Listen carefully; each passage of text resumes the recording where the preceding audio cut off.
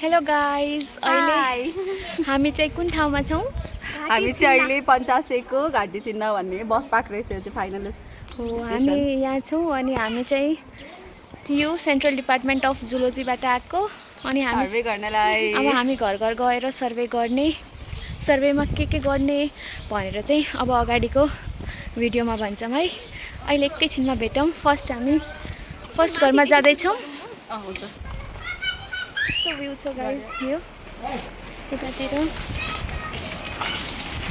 हामी जाँदैछौँ सर्वेको लागि।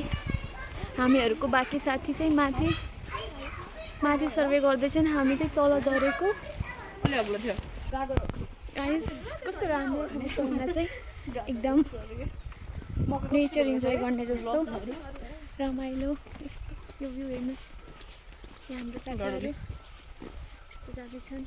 अगाडि चाहिँ झलङ्गे पुल छ, केरा पाक्दैछन्। मन त लाग्दैछ चोरिदेऊ तल मकैको बारी। एन्ड हाम्रो गाइजहरू अगाडि गएन् अनि हाम्रो टिम। गाइस यो झोलङ्गे पुल यस्तो भइसकेछ 2-3 दिनदेखि घुमेर एकदम राम्रो छ। गर्मी भइरहेछ 2-3 दिनदेखि पानी परेर हामीले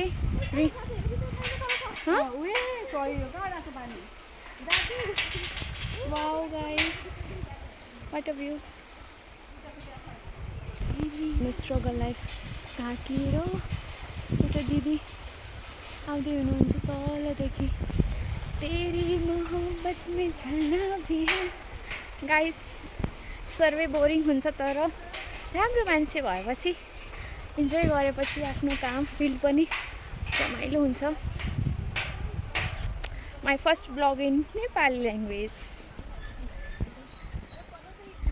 गाइस यो चाहिँ टिमुरको बोटो अहिले फल्दैछ as you can C.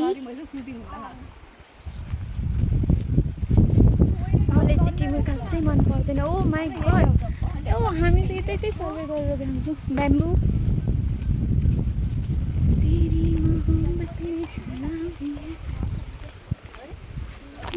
Wow,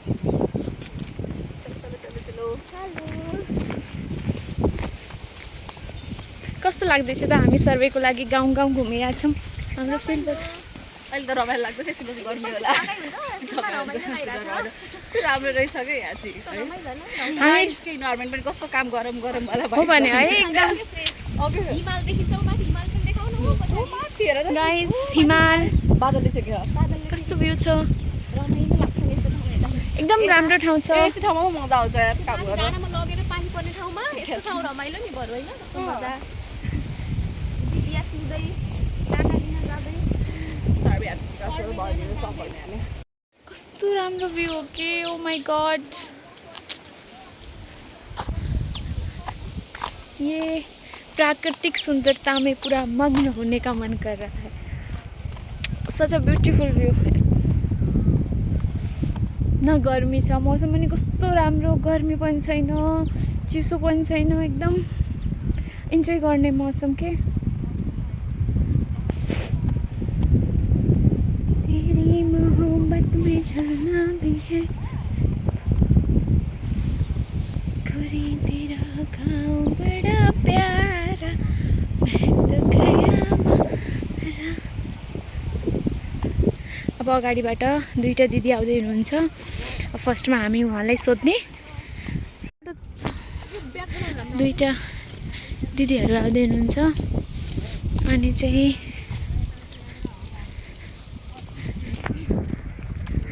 उहाँ दुईटा।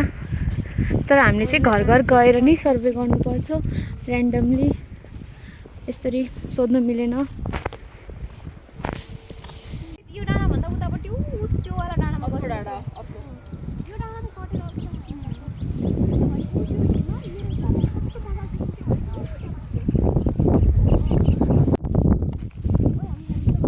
गाइस अब हामी चाहिँ सर्वेको लागि फर्स्ट घर हिँड्दै यो घरभित्र हामी गयौँ। अब यिनी हाम्रो चाहिँ Sanyojita madam and Sabina madam. Guys यता पुग्यौँ हामी चाहिँ इथ्नोको सर्वेको लागि हो मेन। सो यता हामी एक्सक्युज मी को हुनुहुन्छ? यो चाहिँ आई थिङ्क होटल खाले हो। हामी पुग्यो यता। Excuse me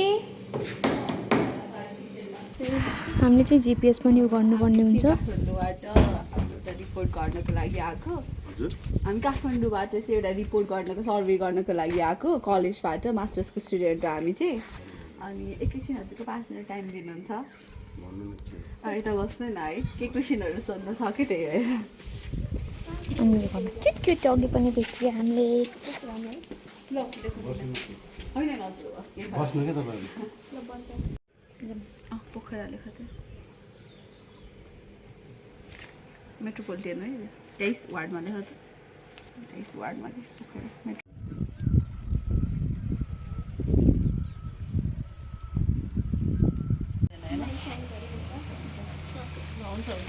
thank you. हामीले चिनेको थियौँ।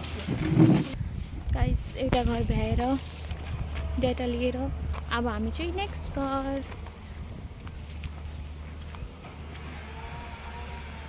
डगी हामीलाई बाटो देखाउँदैछ। ओ माय गॉड यता झन् डेन्जर डगी छ। हेलो हेलो हेलो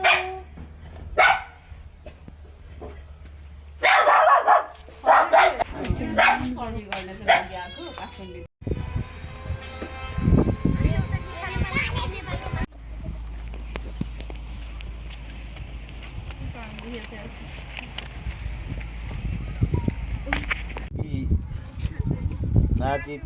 नाति 3टा एउटा नातिनी। हजुरको यो घरमा चाहिँ कतिजना बस्नुहुन्छ? यहाँ घरमा कतिजना बस्नुहुन्छ? अहिले त बुढोबुढी छ। त्यो नातिलाई अर्कोको नातिलाई गन्न भएन। अर्काको नातिलाई भएन, आफ्नो नातिलाई मात्रै। रात बिर्सी खान्थ्यो। रात बिर्सी के भएपछि? अब रात बिर्सी भन्ने के हो त्यो? हामीलाई बुझाइदिनु त सरल भाषामा।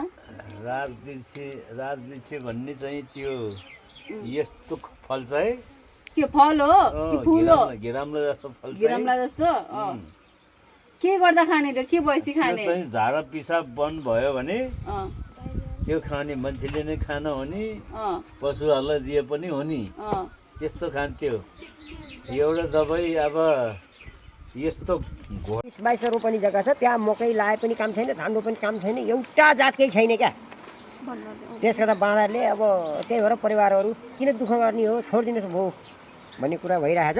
म माथि रोपेर मात्रै हिजो आएको, त्यही पनि अब मान्छे हालेर किन हाम्रो सास छन्जेल किन बाँझो राखौँ त नि भनेर आएको। त्यो अब परिवारहरू छोराहरू यिनीहरू सबै अब यो दुःख मात्रै हो बाबा, किन यस्तो चाहिँ नि दुःख गर्ने हो र खै जति मेहनत गरे त्यस्तो केही नै पाइदैन। बाँदरले केही राख्दैन कि हिजो आज अब यस्तो अब यी महिलाहरूलाई त झन् ठाडै टोक्न आउँछ त बाँदरले, अनि के गर्ने हो? सर्वे गर्दा के देख्यौँ भने धेरै जस्तो पनि आजभोलिका युवाहरू 10 पढेर 12 पढेर दोकानमा बसेछन्, पसल चलाछ। त्यो पढाइ अगाडि नगरेको चाहिँ के कारण हुनसक्छ? एउटा कुरा आर्थिक पनि कमजोर होला मेरो सोचमा। हजुर। अनि अर्को कुरा के छ भने यहाँ धेरै जसो 12 पढेपछि जो विदेशको संस्कार भन्यो धेरै। हजुर। त्यो विदेशले गर्दाखेरि 12 पढेपछि अहिले के अरे नानीहरू पनि विदेशै जाने, अब बालखाहरू पनि विदेशै जाने। पढ्ने कुरा पढ्नेले पढाएका पढाइ भए, नपढ्ने सट्टै विदेश गइदिए, अनि त्यस्तो भयो। अनि अर्को कुरा फेरि के भयो भने अब केटीपाटीहरू धेरै अब तपाईँहरू जस्तो पढ्नुभयो ल भन्नुहोस्, अनि आइए बिए अब चाहिँ नि 15-16 पढे, केटाहरू चाहिँ नि अब 12 पढेपछि विदेश जान्छन्।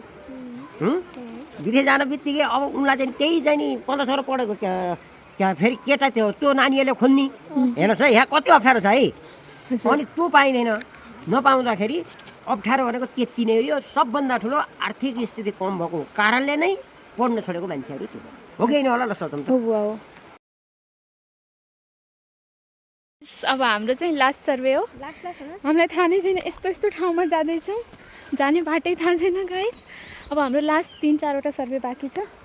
अहिले चाहिँ हामी यता आयौँ, तर फाइनली गाइस हामी यहाँ पुग्यौँ।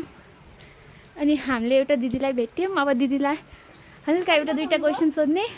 हेलो दिदी। कस्तो राम्रो दिदी हुनुहुन्छ हाई गर्नु न हेलो अनि अब दिदीबाट यस्तो हामी अलि यहाँ केही समस्या छ बादरहरूले धेरै सुन्नुमा आयो अब यस्तो सोधौँ ल गाइज अब हामी चाहिँ सकाएर अब निस्किने अब लास्ट हो त्यसपछि माथिको साथीहरू पनि सर्वे गरेर तल आउँदैछन् अब हामी निस्किने यो सबभन्दा गाह्रो त हिँड्नु छ यस्तो हिँडौँ ल दिदी धेरै धेरै धन्यवाद ल गाइस हाम्रो सर्व सक्यो